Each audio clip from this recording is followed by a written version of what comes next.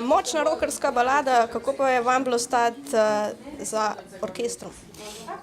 Ja, tu je res ena taka zelo lepa izkušnja, ko sem si tako potihem sem si vedno želel, ne, čeprav sem pač bolj v rockerskih vodah, ampak že od nekdaj tako različno muziko poslušam in evo, tu je bila zdaj priložnost, da doživim vsaj malo tistega, tako so včasih v starih dobrih cajtih, ne, pjevači, ne. To je to. Kakšna pa je razlika stati za orkestrom v primerjavi z bendom? Ja, tukaj je zadeva majčkeno bolj, ko bi rekel, artikulirana, ne. Zdaj v bendi samem imaš majčkeno več svobode, recimo tudi če malo zafušaš, ponavadi nič ne robe, ponavadi je glih simpatičen mogoče kaj izpade, tukaj moraš pa majčkeno mirkati, da bolj točno odpoješ in to je to.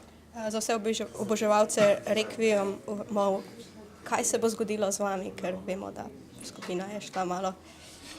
Ja, zdaj pač skupina ne deluje več, ampak vsak od članov benda bo svoje naprej počel.